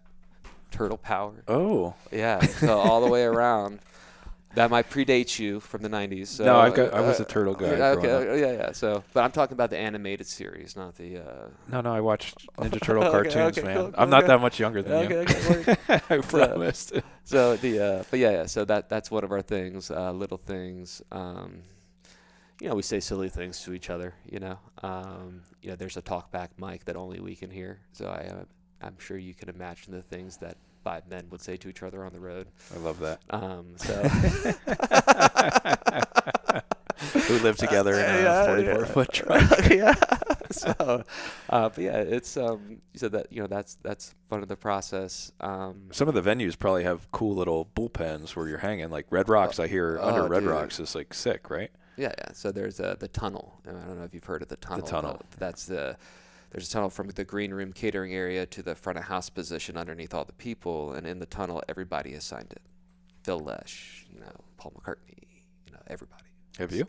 Oh yeah, 4 times. Absolutely. 4 times. Heck yeah. Every time we play, we find a new spot. So, and we don't create some huge ostentatious thing or draw over other people's stuff. So we find a blank spot so that we can get. Do other people do that? I won't mention any names. Okay, so, yeah, that ain't right. Yeah, I agree. So. And what's it like under there when you're hanging out before the show? Does it have like nice couches, food, drink, and stuff, or? Yeah. There's full catering. There's a barista. There's a barista. Oh yeah. So yeah, single origin stuff. Single origin. Yeah, coffee? beans. Oh yeah, there's real serious. Especially this last stick tour, there was a lot of baristas there that would be there. From like 3 to 6, and of course, the band has an extreme espresso problem, and so we would all be up in there, So tell me about what mountains in Ethiopia. None of us know what the mountains are in Ethiopia, but.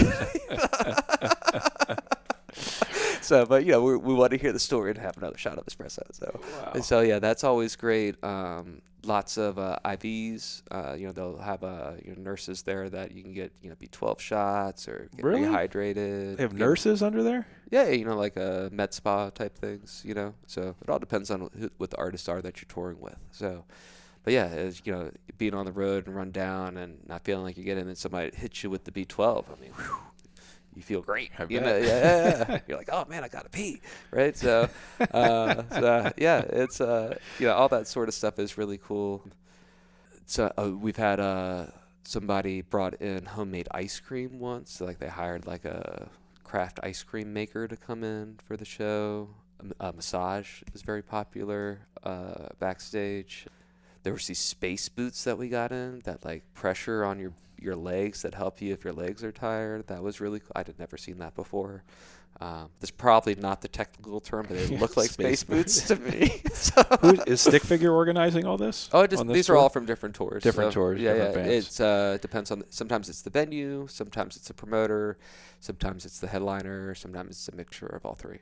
That's so fun. You never know what you're gonna get. Well, no, we know in advance. So, they tell you. Yeah. So you're like, oh, we get IVs tomorrow, guys. You can have another shot of tequila. Yeah. Do you guys eat pretty well on the tour? Yeah, it depends on, there's usually some really solid catering as we go through, and then also having the bus, we load up the fridge. We get very specific, I want coconut milk for my smoothies, but this person wants almond. Okay, well, there's not room for both. I'll do almond, so. Such a tight fluff, man. Eating is good. When there's not time and you're like eating at a gas station and stuff like that, that can certainly get rough. But that's having that fridge and extra stuff. So it's pretty good. We have to be real specific about our dinners and everything. We're very specific that we don't just want oh, it's a band, get them 4 pizzas. Like if that's every night, that's a problem. You'll run out of gas, mate. So So we try to do the as much as we can, get fish and other things like that, healthy stuff, healthy options. Get a workout in. There's a lot of gyms at some of the venues, so which is always interesting. It's at the Norva in Norfolk, Virginia, has like a full hot tub and spa and gym and like when I say gym, like 20 ellipticals and like a full freaking gym. So, I mean, it's absolutely crazy. So that's definitely something that can really help if you, like, have been sitting all day and, like, being in your bunk and all that stuff. Or if it's been raining outside, you haven't got outside. If you can just go and do something physical for, like, 20 minutes, that can, like, restart your day and get you on deck the right way. So we also do we do a lot of stops and do hikes and try to find things. One of the favorite activities of the Hip Abduction is if we do find on the side of the road like some sort of large cliff or some large valley or something, is to pull over and to throw rocks into the valley together. How did that start? I don't know. We've always done it. So it's like, oh, dude, you guys want to throw rocks? And we just pull over and everybody just, I don't know. It's funny when other people like join the tour. They're like, what is happening right now? Like, what do you mean you don't randomly stop and throw rocks? I mean, skipping rocks, that was a childhood pleasure certainly, yeah. But, when you throw the rock, like, you can, like, goes really far, I don't know. So it's just, something weird stuff that we do on the road just to pass the time. Or, trying to find weird license plates, that say something. The stuff you used to do to annoy your parents back in the day. Totally. Road trip annoyances. Yeah. But you guys are physically, after the show, you sleep in the truck. Where does that park? It depends. So sometimes we park at the venue, and they'll have green room privileges for us to have access to the bathroom and everything, throughout the night that we're staying there, which is super sweet. Sometimes that's not the case. We can't park there for permitting reasons or whatever, so we'll go park. I mentioned being a trucker. We'll go park with the semis. Get a road stop? Yeah, Loves or Pilot or whatever like that, because there's showers and everything that's there, and it's much quicker to get in and out than like going to a hotel, especially if with travel times and everything. And dude, I gotta tell you this story. I just remember this. So it was probably 5 a.m. We had an early bus call, so I woke up early and went to go to the bathroom. And so I was in the stall, and dude came into the stall next to me, his trucker, like abruptly, right? I shit you not, he puts his breakfast on the floor of the stall and drops, and just destroys it, right? And all of a sudden I hear he lights up a cigarette and is freaking eating tater tots off the floor of the bathroom. And, and I just walked out. I'm like, this is the start to my day. Okay? How did I get here? I want to go back to the prep school. 12 hours ago, I was getting a massage under Red Rocks. Love's gas station. Yeah. So, I'll just, So, I mean, like, what I didn't know was an option to, eat your breakfast off the bathroom floor. But then also, like, I mean, these guys must have to keep an intense schedule. I mean, all three things at once. So, I mean, but yeah. So, what are you gonna do, man? You got to go to the bathroom. Your brekkie order's ready. Yeah, 100%. Yeah, you gotta smoke a 100, on the toilet, So. Life on. I'm imagining this kind of stuff just scratches the surface of your stories from the road. Yeah, I mean, I'm still a teacher. I have to keep things appropriate, yes, But yeah, that last experience at the truck stop, I'm just like, wow, that. Never thought that I would experience something like that. So, and that everybody has a million stories like that, and we played Portland the night Roe v. Wade got overturned. Oh, that must have been interesting. Yeah. So just loading out, and there's thousands of people marching down the street. It's just that was a very intense experience as well. So, and regardless of what side of politics you're on, if there's people in black masks with guns, that's... Yeah, it's something to be concerned about. Yeah. I mean, it's such a privilege you guys have to see. You go to all these small towns you probably wouldn't go to otherwise if you weren't touring. You just flowing with the climate of wherever you are. It's pretty cool. Yeah, it's like a long list. Like, I need to go back to Bellingham, Washington. I didn't even know that place existed, and we went and played there, and it is like all the crunchy Vermont Asheville vibes on the Pacific Coast. Like, great cliffs for throwing rocks. Oh, 100%. Yeah. Right into the harbor. You've been there. So, oh, that was a joke. Sorry. Yeah, I haven't been there. But I could see it in your eyes. Yeah. Something. But yeah, so it's cool to go to places you'd never thought you would come across, and it also sucks to be like, oh, you guys want to go to the petrified forest? Well, too bad, it's in an hour, So. Yeah, it must be. Do you have? I guess it just depends on the tour and your timing, what you can explore when you're there, huh? Exactly, but we do our best, like especially just living inside the box, living in venues to get out and do nature stuff. It's just so absolutely important to have a little vitamin D, a little sunshine, and then also if you could go on a hike, you can go walk off by yourself and not see these fuckers. So that's a good segue. I'm glad you said that. So I was reading too that a lot of your music comes from the outdoors, like inspiration, and I think David. We've been called Forest Ranger Rock before, which I. Forest Ranger Rock? Yeah, like what does that even mean? So I don't. What song was that? What album? Let's see. I think this is David. Okay, he said there would be no the Hip Abduction without travel. It's everything to us. Almost every song is written with a trip, adventure, location in mind.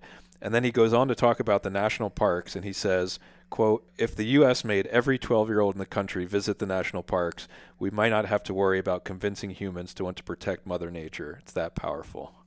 Yes. Awesome. Yosemite, Big Sur, I know that's what was on his brain when he was thinking that. The majesty of that and that experience has to change people.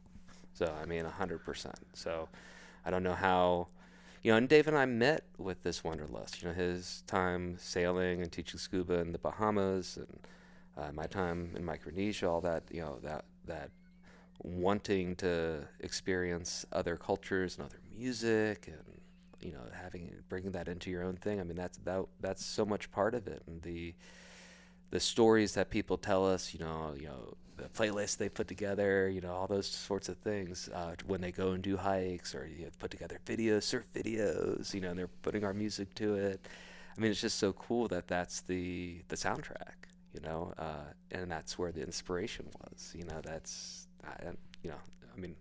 seems kind of natural in that way, but it's cool to see it come back around in that way. So, yeah, it would be cool like to have a dream and just do a national parks tour where we just play national parks, and That would raise be money for sick. national parks. I don't know. So, Have you pitched it?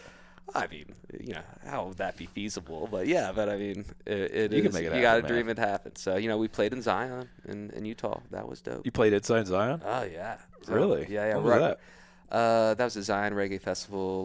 Not this summer, but last summer, last fall. Sick. So, but yeah, it's on a ranch adjacent to the park, so you could walk into the park behind the stage. I mean, and you know what Zion looks like. It's beautiful. Yeah, otherworldly. So, yeah, it really is. So I mean, going and doing that, and playing and looking out, and and watching a rain shower come across, the mountain, and all that stuff. I mean, it's just like and then like when the water hits it, and then the sun comes back out, all the painted colors change on where the water hit on the mountain. Like it's just absolutely crazy. You're like, this exists, like. Especially for growing up down here in the flatlands of Florida, that kind of must be like just total. I'll never forget. We played Crested Butte. This was like Amazing. 12,000, right? We weren't all the way up, but at the base, and we flew in for that show, and so we came. Like I was literally in the Gulf of Mexico the day before, like fishing, and then we're at 12,000 feet. So we're all like turning purple up there.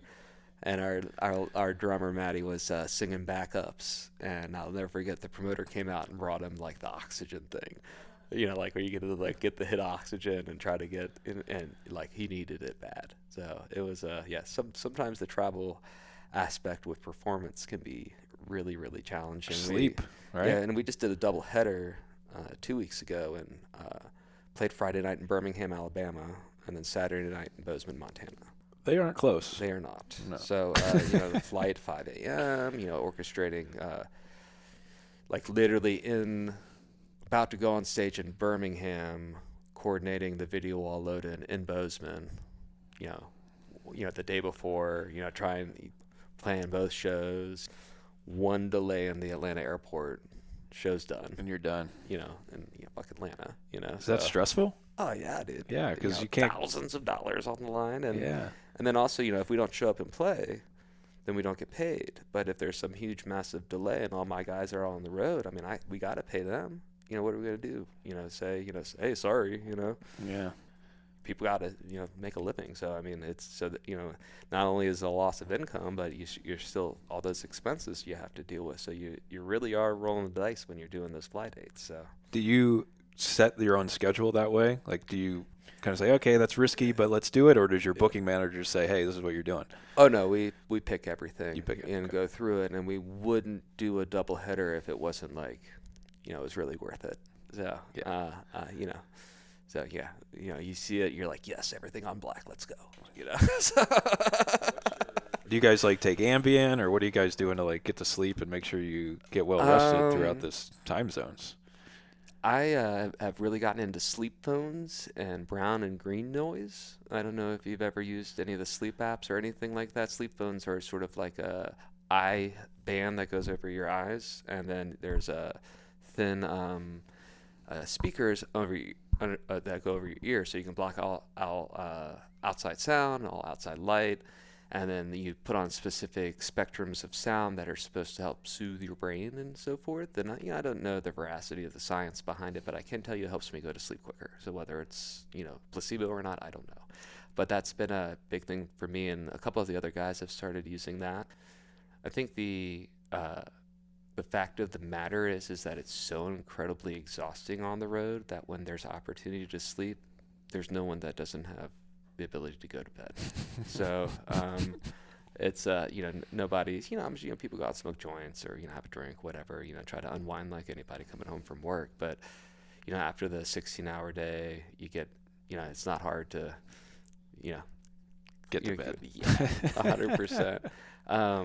Some of the younger cats on the crew and everything, they'll get wild and go out to bars and everything like I used to back then. But it's still like everyone's super respectful about coming back into the, you don't bring outsiders back into the bus, all that sort of stuff. So, I mean, it's, people aren't coming back in the bus to party at 3 a.m. Like if you want to party, go find it, How many people were in there? 11. 11 in there. Yeah. So. Jeez. So even coming in, you could do a lot of damage, waking up everybody. Oh yeah. if you come in loud, Yeah, so yeah, you yeah. got to be quiet. Yeah. So, and I won't mention any names, but like if something like that does happen, then like you do not, you will hear about it for like a week from everybody. Like you will not do it again. So Got to have a penalty. absolutely. Yeah, Something like this. and even back in the day, like in 2016 and stuff, like there were a couple times, especially with crew members where we gave ultimatums that were not heeded and we just dropped them off at the airport, wherever. So that was it. Just Dunsky. See ya. Yeah. So, how do I get home? Not our problem. Yeah. Yeah. We told you we were going to do this. Guess what? Here we are doing it. So. One question I always wanted to ask a musician, once you become, I don't know what you think of yourself, but I consider you guys to be a famous band, and you go on the road and people want to hear your top hits. You did that one show, it was 4 hours, no repeats, but I'm guessing a lot of shows you repeat your quote-unquote top songs. Yeah. Shut up and play the hits. I always think of Jimmy Buffett, right? Like, he always wanted to be famous, had all these failed careers, and how many freaking times did he have to play Margaritaville? I just wondered, like, what was going through his head sometimes after playing Margaritaville for, like, the 4,000th time on the road. Like, did he still, it's everyone's first show, or it's always someone's first show, so you got to put your heart into it. But what do you feel about that, like, playing that same song over and over again? Well, it was a big conversation for the Stick Figure Tour. We had 30-minute set, 6 songs, maybe, without jams. And so, you want to play the hits because so much of that crowd have not seen you before. And it's can be very boring to keep playing the same 30 minutes of music over and over and over again. But when you see the reaction of people and, like when you're looking out into the crowd, you can catch that energy back. So, when you see people who are singing that are, dancing or doing their thing, like you can see that newness for them. So, I feel like just as long as you keep trying to connect that and, don't end up just looking at each other, that it's easy to do. But, I thank goodness that, our big hit song, Pacific Coast Highway, I think it's a good song, happy to play it every single time. How many times do you think you've played it live? Well, I don't know. So, Hundreds. Yeah, absolutely. Yeah. So, if not 1,000, probably. So, wow. When we're tracking stuff and recording stuff, we play and listen to stuff so many times. By the time we release it, it's like, oh God, I never want to hear the song again. If you've spent the right amount of time on it, that's how you should feel, in my opinion. But it's but luckily it's that one. I wonder if Jimmy Buffett, is happy that Margaritaville was his. I think he has some better songs out there. I don't know. I already mentioned Son of a Sailor, but I think that's his best one. It's a good one. Pencil Thin Mustache, right? Some other ones that have a little bit more of a poetry to it and less of a marketing campaign. But it's funny when that happens. I don't know. I guess it'll never be lost on me, like people who want to come and hear us play. Yeah, you have to have that gratitude, I guess. Hey, people want to hear me play this song over and over again. That's a blessing in itself. Yeah. Or people who would come up to us and be like, "Why are you only playing 30 minutes?" And we'd be like, "Well, what are we gonna do? Cut Bob Marley's Sunset? Like, what's the question?" Sorry, Steven. Yeah. So, it's always just funny to see that perspective, they're like, I came here to see you. And it's just, you're just like, really? It's so hard to also. And then this last Camp Red was, we had people from France and Australia and Singapore, people who flew in and, it's not easy to get here, from around the world and everything just to see us. Yeah, and you'd be like, okay, we're going to do all songs brand new now. Yeah, and then, then you start thinking, like, who would I do that for? Like, what artists, it's just like, are the fans, like, more rabid music fans than I am? Like, The only fans I could think of that would love, like, Fish. Like, remember they do, like, the Baker's Dozen New Year's Eve run, and they do, like, 13 shows, no repeats, and everyone loves it. Because then you can go to multiple shows and not hear the same stuff. I was in the Everglades in 2000, man. I waited in line for 16 hours, dude. So it was a special experience. So, whatever it took to get to go see that. So that was Mike Gordon's I love him. I think he's the Fish bassist. I think he's so good. Of course. Yeah, absolutely. So I've had the opportunity to, like, walk by him backstage. Did not have the balls to talk to him. Come on. You're a chatty guy. I am. I thought there would be another opportunity. It was before he was going on, and I know how I am before I go on. That's not the time to talk to somebody. But I've got to meet Eric Wilson for Sublime, talk to him, which was absolutely crazy. 2014, Greg Allman came out and checked out our set at Wani Music Festival and like patted me on the back before he left on his golf cart, which is just crazy to think about. Those sorts of experiences are, really amazing. And then to think that like somebody's going home to Australia and be like, oh, I met the lead singer of the Hip Abduction in California. You asked me if I'd ever been to a VIP. I got one story to share before we get out of here. All right. When I was, I was 23. I was in grad school at Temple University in Philly. Yeah. And in high school and in college, I was a huge fan of the Counting Crows. Oh, dude, absolutely. Adam Duritz was yeah, that record, August and Everything After, that song, The Rain King, dude. I mean, it's such a great record. Absolutely. 100%. And Adam Duritz specifically, when I was becoming a writer and developing my interest in writing, I just loved his songs. Thought it was like poetry, and he always like spoke really eloquently about it. So there was this they were coming to Philly, and there was this radio contest. You had to write in the 10 questions you would ask the band if you got the chance to interview them. And I'm in grad school for journalism, so I'm like, okay, I can do this. Yeah, this could basically be a homework assignment. Yes, it essentially was. And I was a huge fan. So Hard Candy, their album had just come out, so I just put on all these questions. Long story short, I won the radio contest. Got this call from a random number, picked up. It was like the DJ, old school DJ. Hey, Will, you're on the air. You won the show. Da, da, da. I'm like, oh my God, this is amazing. Got front row tickets to the show and got to interview him backstage, like asking him these 10 questions. And this was it was called the Tweeter Center at the time in Camden. Yeah. Have you played there? I have not played the Tweeter Center, but I know. Yeah, Camden's a lovely area. Beautiful. Oh, yeah. Especially this time of year. Yeah. The aroma of New Jersey is just the best there. Yeah, easy ferry ride across from Philly. But, yeah, it was so awesome. And I was really nervous beforehand because they say never meet your idols because you don't know how they're going to treat you. Mm-hmm. I was so excited to meet this guy, and what if I go back there and he's a total dick, or just he's having a bad day and he's like, oh, everyone has a bad day. Or some fans coming back to interview me who won a radio contest. Like who's this guy going to be? When did I agree to that? Yeah, right? But it went so good. It took like a few minutes to get it warmed up because the other band members were there. I remember they had me like sit in between Adam and Iggy, the guitarist, so I had to like pivot to go back and forth to ask them. But after the first question, everyone settled in, and I think they kind of realized, like, oh, wait, this kid's, like, actually, like, asking good questions, and he's an interviewer. And has listened to our music and gives a crap. Right. I still have the tape of it. Yeah. It was so cool. I always remember it. So was there any, like defining moment where you realized, like, wow, they're engaged with me? Like, yeah. In fact, I had, like, my list of questions on a piece of paper, and at one point, Adam, he was like, can I see that? And he, like, took the piece of paper, and he started reading the questions. He's, like, nodding his head. And he's like, all right. And he hands it back to me, and we just like kept going. And then the producer, like after 10, 15 minutes, it's 10 questions. It would have taken a while to get through. And they're like, yeah, you're going to do them all. But after 10, 15 minutes, the producer starts like doing like this to me and trying to cut it off, like waving his hand in front of his throat to cut it off.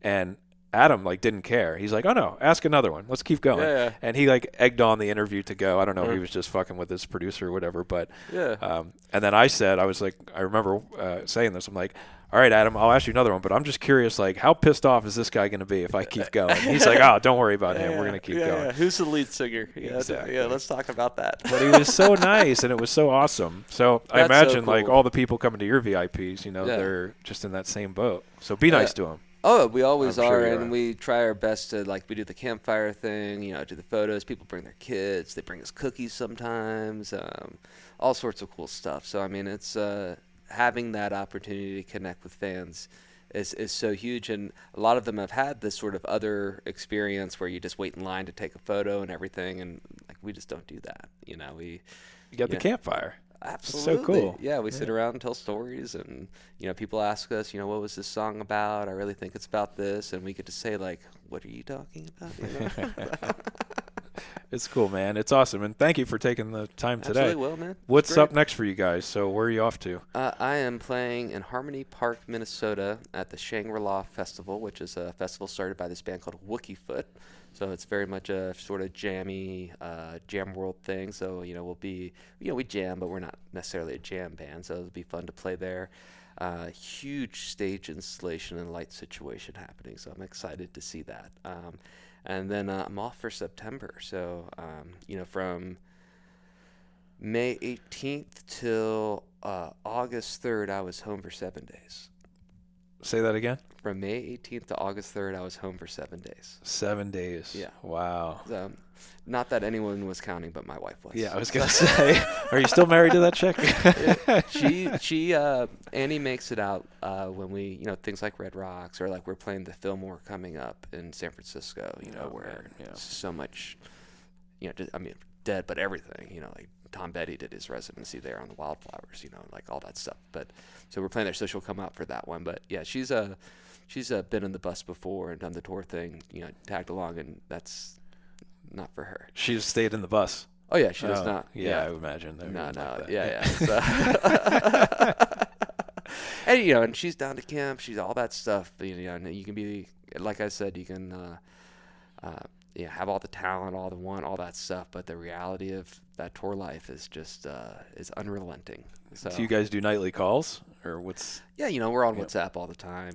All that sorts of stuff. I'm constantly talking to the dogs through the video camera in the living room. Yeah, you said you had 4 dogs. Yeah. That's a lot of dogs, man. Yeah. It's mostly the youngest one, Guillermo, that we call. His name's Memo. So he's 9 pounds of terror. But he is completely incorrigible, and if you want to do something that does not involve him, he will very much involve himself.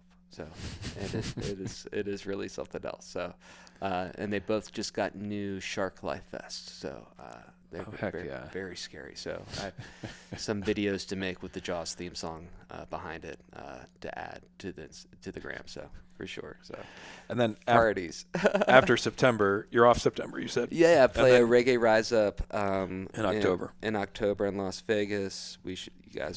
Everybody should pay attention to announcements for Reggae Rise Up St. Pete for sure. I was going to say, didn't it used to be here? There's 5 of them. There's one in Oregon, there's one in Baltimore, 5. there's one in Utah, there's one in Las Vegas. So, but yeah, the origin was here. So when's that going to be? That's March 12th through 14th, but nothing's announced yet. Okay. So The same venue every year? Vanoy Park, yeah. So right on the water. You can take your boat right up to see the concert if you want to. Okay, just got to get a boat. Sounds good. Yeah. Actually, don't get a boat. Get a friend with a boat. That's the best. That's what I hear. See, pal, thank you so much for coming on, taking the time, man. Awesome. Good to know you. Cheers. Appreciate you. Yes. Now I'm riding the terrain, flying high up once again. Got my crew sitting healthy and my boo living wealthy. Level 99, never settle in my mind. So I pedal and I climb up the pedestal and find almighty weapon. So I calm, lightly step into the castle. Satchel, tackled, wrestled down the corridor where I'm grounded through the floor. Roundhouse into my core, down, out, and through the door. Sword down at my side, I gotta round up and ride. Face boss, break jaws till I take off. Face off, stop and swing my serious strike. This is it. Take the title, disappear in the night to the whole wide world. Got the keys to the kingdom overseas with the wisdom guarantee that my rhythm hit the whole wide world. Slay the boss in the castle when we cross final battle. Then I walk out and travel to the whole wide world. Got the keys to the kingdom overseas with the wisdom guarantee that my rhythm hit the whole